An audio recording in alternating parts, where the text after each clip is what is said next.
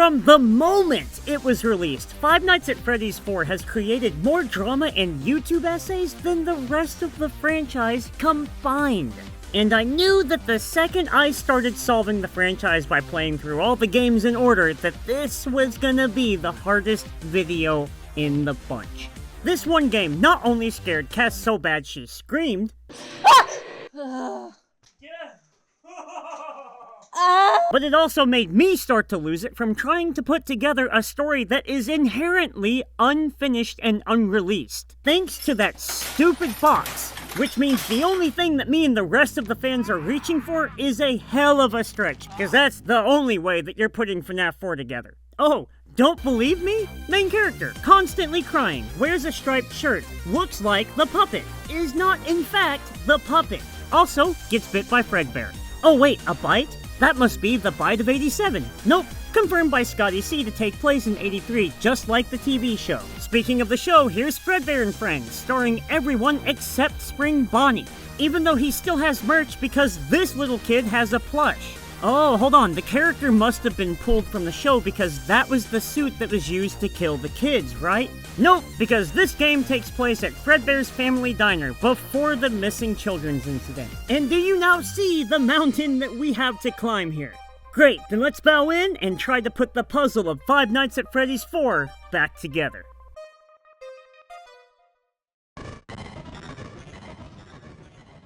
Right away, I've got to give some love to the title screen comprised of a lonely house with the nightmare animatronics blending into the scenery. It does a lot to make the game feel really ominous right away, and that continues when the game itself begins with a 5-day countdown before a birthday party. We are then introduced to one of the biggest mysteries in this franchise, the Fredbear plush. Followed up by taking control of one of the protagonists in FNAF 4, the Crying Kid, whose name is still debated on to this day. Anyways, Plush Bear points out the obvious that the Crying Kid is locked in his room again. There are 3 interesting notes right now. Number 1, in the background you can hear distorted laughter playing constantly. Next, you can go over to the collection of FNAF 1 plushies with Foxy Sans head, where our character will claim these are his friends. And 3, the ghostly eyes on Fredbear move around to follow you wherever you are. Is any of this relevant? Well, we gotta keep playing to find out. Eventually, our protagonist succumbs to the locked door and Plush Bear tells us that tomorrow is another day. And while I'm sure that's true for now, first we gotta play through the night section. So FNAF has always had really good sound design that helped inform the gameplay. Hello? Oh. But now it's cranked up to 11. You have to use your hearing to notice if somebody is at the doors. You've also got to check the bed for Freddles and the closet for Foxy. Now if you've got a sharp eye, you'll notice that the lineup matches FNAF 1. Bonnie hits you from the left and Chica from the right, while Foxy still moves in stages and Freddy is just kinda here. We clear the night and head into the part of the game that everyone actually cares about. Meet Foxy Bro, which is a great nickname by the way, and his favorite pastime is jump scaring his little brother here. Dude, what is going on with your fingers? Before we get got though, if you take some time to explore the house, you can see another room that I casually assume belongs to a little girl, and has a deconstructed Mangle toy in it. You'll also notice that Plush Bear not only tries to warn us about Foxy Bro hiding in the house, but that it also appears on every screen. So stick a pin in all of this for a while, because after getting scared, we get a new minigame. Fun with Plush Trap tasks us with stopping this little continuity hiccup on the X before the time runs out, or we get jump scared. Oh, good, I got him. So if you succeed, you get to skip a couple of hours into the night, and if you lose, then you've got to play the whole thing. After this, I want to point out 2 things about the night gameplay itself, since not a lot really changes until the 5th level. The first is that we're clearly playing as a kid this time, and that the animatronics being called nightmares implies this may be a dream. However, the other detail I want to point out is that this isn't the Crying Kid's room. The layout doesn't match what we play in the day segments, and you could argue that it's not meant to be a one-to-one, but I will counter that you'd still have at least 2 doors. Per usual, keep that in the back of your head because we're going to come back to it later, and for now, I'm going to be skipping the rest of the night sections for a bit since nothing really happens. Day 3 gets a little bit weird. Not only are we at Fredbear's family diner, don't worry, I'll cover that, but we're still hearing voices telling us to leave. The text color matches Plush Bear, but it's nowhere to be found, and Plush Bear itself never shows up in the diner. Here's what it says. He left without you. He knows you hate it here, and if you run, you can make it out of the nearby exit.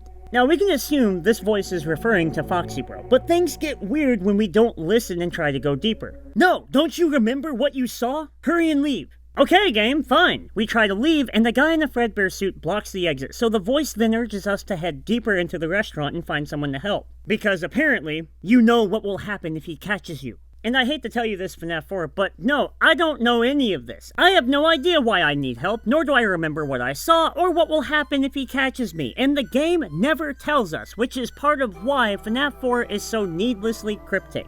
And for the record, the games were not always like this. The FNAF 1 missing children's posters still gave us concrete information about what happened. This is like if those posters just said, "We all remember what happened here."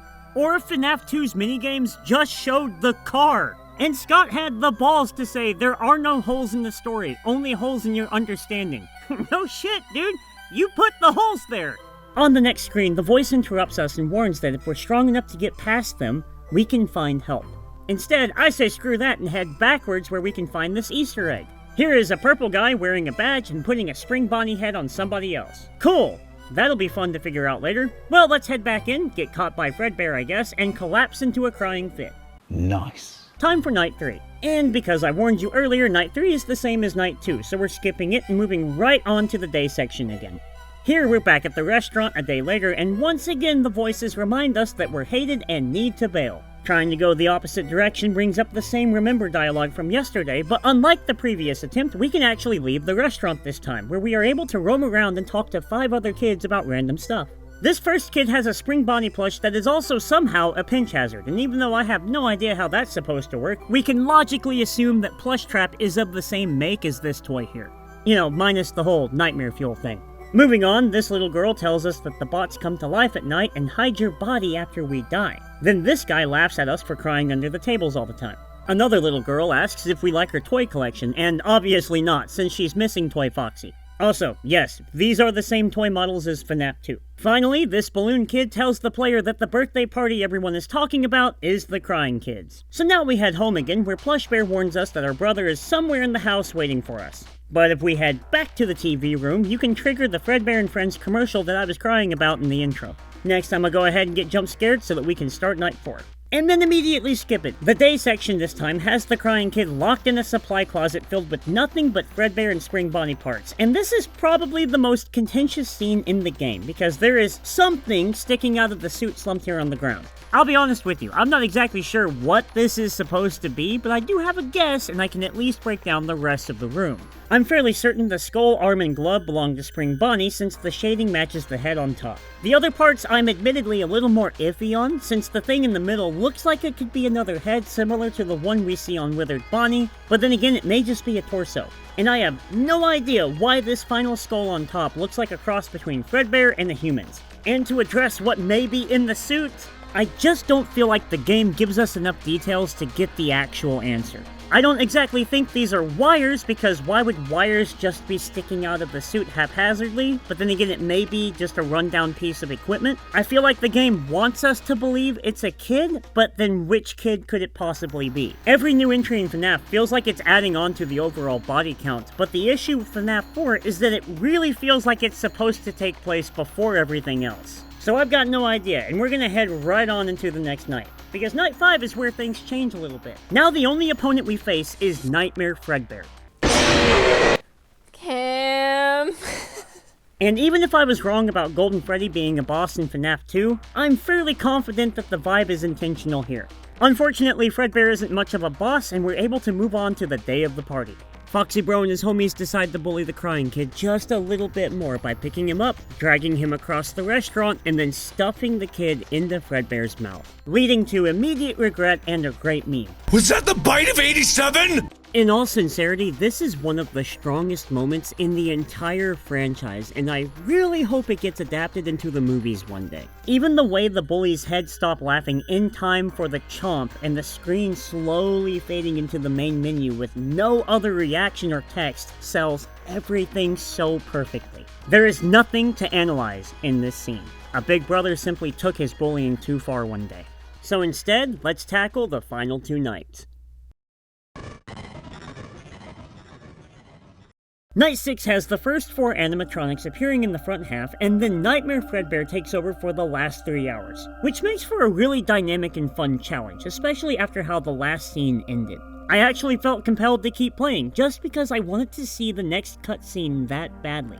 And it really delivered, because when we finally win, we get to see the crying child in a dark void surrounded by all 5 of his plushies. A voice with the same text color as Foxy Bro appears, apologizing. Then another begins talking. And between each line, one of the plushies fade away, leaving Plush Bear the last to leave, accompanied by the now infamous line, "I will put you back together." And finally, the crying child himself fades away as the noise of a flatline can be heard in the background. Now, there is only one night left. Nightmare. In this last challenge, we 1v1 the creatively named Nightmare animatronic, who is a slightly transparent reskin of Nightmare Fredbear. And after taking the dub, we get to the locked box with the text, "Perhaps some things are best left forgotten. For now." And I think we all know how that ended up, so now it's go time.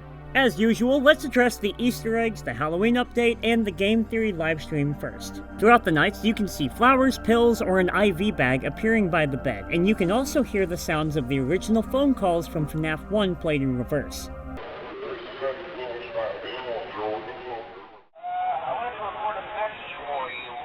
Along with a dog barking? And yeah, all of this is lore relevant, but you're gonna have to wait a few videos for me to get to the dog. Next is the Halloween update. As for the content itself, the game introduces a few new spooky reskins, including Nightmare Balloon Boy, who has been mentioned as being canon, and a nightmare-based puppet that is explicitly non-canon. But more important than any of that, the box was left unopened because, in Scott's own words, not a single person found the pieces. That's why he hopped onto the Game Theory livestream to help give us clues to solve the story for ourselves. And while I know that the hints are important, I decided that they ultimately go against the goal of my videos to solve the stories by just using the in-game context. So I'm gonna have to ignore them. But don't you worry, I'll be giving my own colorful response to this entire situation when I release my grand finale video in a few months. And with that being said, it is finally time to try and put this story back together.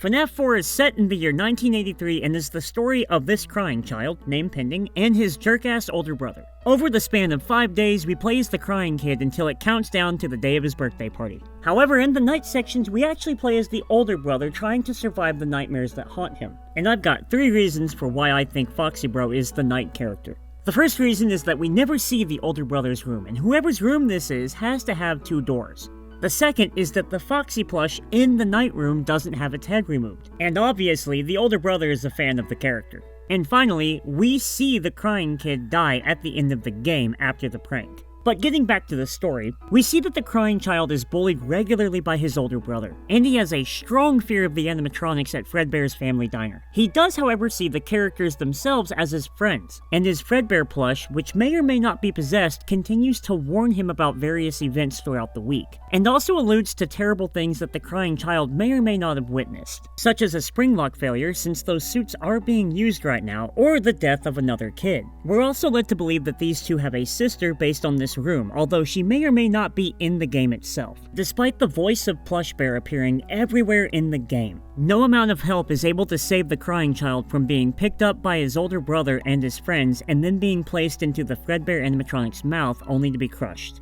Although his older brother apologizes, sadly the crying child still loses his life despite being comforted by whatever voice is behind the Fredbear plush. Ultimately, the mysterious bear promises to put the crying child back together, and then completing Night 7 shows the box, which as we've mentioned, never gets opened. Now, me and my Discord crew spent a few days chatting about this entry because it feels like it wants to be a part of every major event in the franchise so far. The game does take place at Fredbear's, but the line, "remember what you saw," leads us to believe that at least one kid has been offed so far. But all of the kids were supposed to have died at Freddy's, except for the puppet, but the puppet doesn't exist yet, seemingly, nor does it appear anywhere else in this game except for the Halloween update, which the creator himself said wasn't canon except for Nightmare Balloon Boy. This all gets even more complicated if you've been playing the games in order. Having just come off of FNAF 3, this game feels like it's referencing the tragic party that Happiest Day is supposed to fix. You have all the kids with masks, the final one is the birthday boy himself, and they get crushed by Fredbear. Oh, and P.S., this game reveals that Golden Freddy was originally Fredbear. And you know, I'd even argue that if this were any other franchise, these bullies would all go on to possess the regular animatronics, but later entries prove that this is all a giant red herring. As I've mentioned throughout this entire video, the issue is that FNAF 4 is too deliberately mysterious. And unfortunately, the red herrings are the only thing to go on. This is definitely a bit of a cop-out, but since the box stayed locked, I think the game is honestly incomplete and genuinely unsolvable. Because it's not the answer that's inside that matters, but the context. The box wouldn't so much prove what the right answer is, as it would have disproved the wrong ones and actually given us a path forward. Otherwise, with the framing of just this game and the 3 before it, here is all we know. The plush may or may not be possessed by the puppet spirit, even though the puppet is nowhere in the game. The crying kid may have witnessed the murder, but he may have also witnessed a spring lock failure. These bullies may or may not go on to be the MCI kids, and Crying Child himself may or may not go on to possess Golden Freddy. And that's not even getting into the FNAF 1 phone calls playing during the night sections, which leads us to believe that Foxy Bro is the security guard from FNAF 1. Which may be the case now, but imagine trying to decide that conclusively at the time. Ultimately, FNAF 4 ended up causing more problems and questions right after FNAF 3 put together most of them. And I never even went back to talk about the sister's room, who could be any of these other kids. Or none of them. The sister could have already died, and the crying kid saw it, which is why he's so scared of everything. This video is probably going to be my least well received because objectively, I feel like I lost here. I don't think you can solve FNAF 4 just by playing it because the game is inherently incomplete. However, I know for a fact that the next game is going to bring a ton of clarity. Oh, wait, I have to do FNAF World, don't I? Well, if you made it this far, thank you all so much for watching. As usual, much love to my fiance and all of my homies in the Discord. Aurelius, Cosmic, Shion Brown, Ross, Bonko the Clown, and a special shout out to the newbies Jacob and Dr. Spider. Thanks again for being a part of the community, and if anybody else wants to join, the Discord is in the description. But for now, I'm bowing out, and I'll be seeing all of you in Arcade Theory. Hey, what the hell is that?